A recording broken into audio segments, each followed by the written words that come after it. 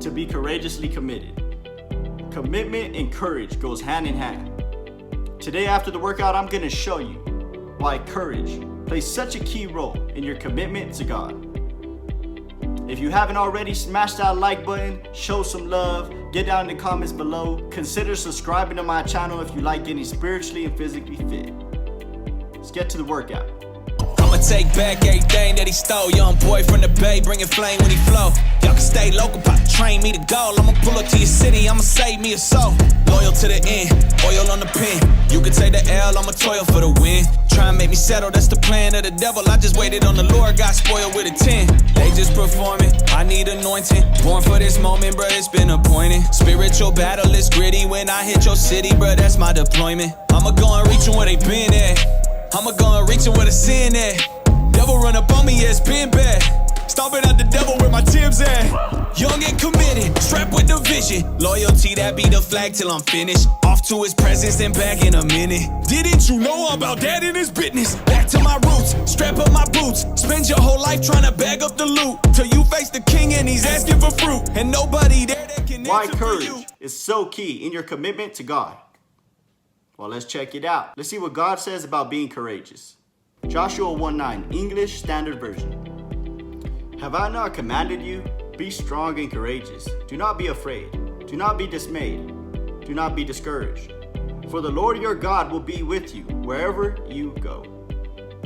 Deuteronomy chapter 31, verse 6. Be strong and courageous. Do not be afraid or terrified because of them. For the Lord your God goes with you. He will never leave you nor forsake you. Follow me to 1 Corinthians chapter 16, verse 13, NIV. Be on your guard, stand firm in your faith.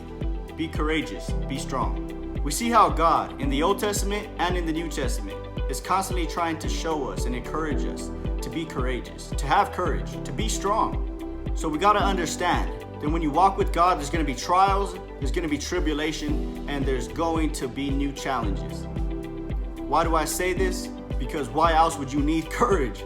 If you're not going to walk into something that requires courage, then why would you need it? If everything's just going to be easy and pretty and sunshine and rainbows, then why would you need courage? God is constantly reminding us to be courageous, to be strong, because there's going to be times where we're going to need to be. We got to understand that, and we got to be okay with it. That's what being a believer is all about. Being strong, being courageous. Follow me to Genesis chapter 39, verses 1 through 12. Now Joseph had been taken down to Egypt. Potiphar, an Egyptian who was one of Pharaoh's officials, the captain of the guard, brought him from the Ishmaelites who had taken him there. The Lord was with Joseph, so that he prospered, and he lived in the house of the Egyptian master. When his master saw that the Lord was with him, and that the Lord gave him success in everything that he did, Joseph found favor in his eyes and became his attendant. Potiphar put him in charge of his household, and he entrusted to his care everything he owned. From the time he put him in charge of his household and of all that he owned, the Lord blessed the household of the Egyptian because of Joseph. The blessing of the Lord was on everything Potiphar had, both in the house and in the field. So Potiphar left everything he had in Joseph's care. With Joseph in charge, he did not concern himself with anything except the food he ate. Now Joseph was well built and handsome. And after a while, his master's wife took notice of Joseph and said, "Come to bed with me." But he refused. "With me in charge," he told her, "my master does not concern himself with anything in the house. Everything he owns, he has entrusted to my care. No one is greater in this house than I am. My master has withheld nothing from me except you, because you are his wife. How then could I do such a wicked thing and sin against God?" And though she spoke to Joseph day after day, he refused to go to bed with her or even be with her. Come on, somebody. Shout out Joseph.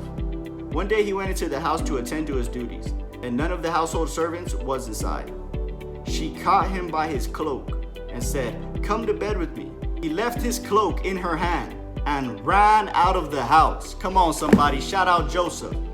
Shout out the man that is courageously committed to God.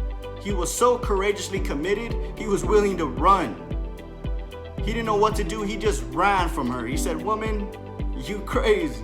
If you read the rest of the story, you'll see that he ends up getting framed, put in jail, and then he gets back to second in command. Being courageously committed to God, no matter what. No matter what. Some people may testify to this.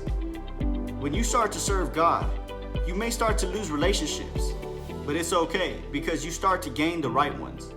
John chapter 15, verse 18 through 23. If the world hates you, keep in mind that it hated me first. This is Jesus talking. If you belong to the world, it would love you as its own. You do not belong to the world, but I have chosen you out of the world. That is why the world hates you. Remember that I told you, a servant is not greater than his master. If they persecuted me, they will persecute you also. If they obeyed my teaching, they will obey yours also. They will treat you this way because of my name, for they do not know the one who sent me. If I had not come and spoken to them, they would not be guilty of sin, but now they have no excuse for their sin. Come on. If you were of the world, they'd love you, but you're not of the world anymore, so they hate you, so they persecute you. This is why so many people resist following God, because they know true followers will experience this. Look, some of you guys know what I'm talking about. Some of you guys are going to appreciate this verse because this verse speaks directly to what most Christians go through when you leave the world to follow God. Of course, they are surprised that you do not join them in their reckless while living, and they heap abuse on you. Oh, check this though. Every knee will bow, every tongue will confess. But they will have to give account to him who is ready to judge the living and the dead. Come on, somebody. Hopefully y'all enjoyed this message to see why courage is such a key factor in commitment. Smash that like button, hit the subscribe button. Till next time.